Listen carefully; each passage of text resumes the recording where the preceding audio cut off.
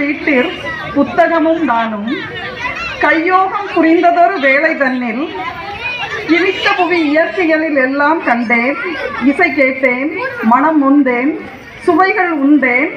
மனிதரிலே மிக்குயர்ந்த கவிஞரின் நெஞ்சில் மகா ஜோதியர் கலந்துள்ளது நெஞ்சம், சனித்ததிங்கே புத்துணர்ச்சி, புத்தகங்கள் தரும் உதவி பெரிது, மிக பெரிது என்பேன். ஆம், புத்தகங்கள் ஒரு மனிதனை மேதையாக அறிஞராக ஆக்குகிறது. அதாவது நம்முடைய ஒரு நிகழ்வு, மாசிடோனியாவிலே மாவீரன் அலெக்சாண்டர் எல்லாருக்குமே தெரிஞ்சிருக்கோம், அப்படிதானே? உலகம் முழுவதும் ஓர் குடையின் கீழ் ஆளணும்னு நினைச்ச ஒரு அரசர். அவர் நின்றுட்டு இருக்காரு. அப்போ அந்த மக்கள் அந்த தெரு வழியாக சாறை சாறையாக பரபரப்பாக சென்று கொண்டிருக்கிறார்கள். அப்போ அரசர் நினைக்கிறார், நம்மளை தான் பார்க்க வராங்க, நம்ம இங்கே நிற்கிறனால நம்மளை பார்க்க வராங்க அப்படின்னு ஆர்வத்தோடு நின்றுட்டு இருக்காரு. ஆனால் இந்த மக்கள் என்ன பண்ணுறாங்கன்னா, அரசனை கண்டுகொள்ளவே இல்லை. அவரை தாண்டி பரபரப்புடன் சென்று கொண்டிருக்கிறார்கள். அரசனுக்கு பெரிய ஏமாற்றம்.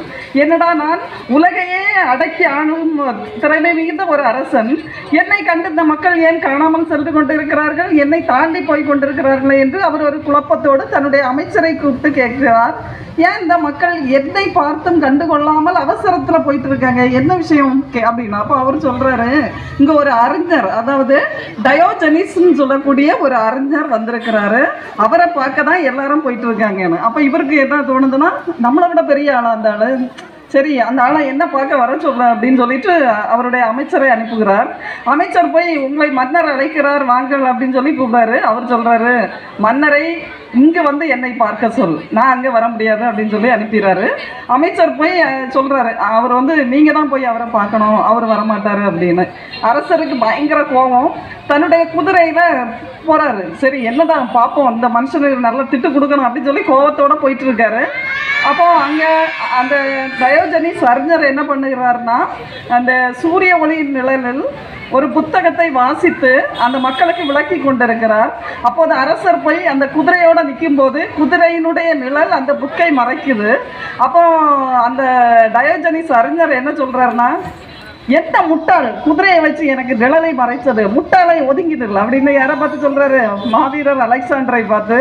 அலெக்சாண்டர் அந்த கேட்ட தோரணையில் ஒதுங்கி நின்றுட்டாரு. ஆனாலும் நான் மாவீரன் அலெக்சாண்டர் அப்படின்னு சொல்கிறாரு. இவர் சொல்கிறாரு, யாராக இருந்தால் என்ன, உன்னுடைய வாழ் மண்ணை வென்றது, என்னுடைய நூல் இந்த எண்ணெயே வென்றது அப்படின்னு சொல்கிறாரு. அப்போ புத்தகங்கள் வாசிக்கிறவங்க என்ன செய்யலாம், அவங்களையே வெல்லலாம். இன்று இந்த நிகழ்வில் வரும்போது இந்த சின்ன பிள்ளைங்களுடைய பாட்டு பேச்சு எல்லாமே கேட்டோம், ரொம்ப நல்லா இருந்துச்சு. நிகழ்ச்சியை ஒரு வித்தியாசமான கோணத்தில் எடுத்து சென்றுட்டு இருக்காங்க. ஏன்னா புத்தகங்கள் உங்களிடம் தான் வரணும், அப்படித்தானே பிள்ளைங்க? கேளுங்க, உங்கள்கிட்ட தான் பாருங்க.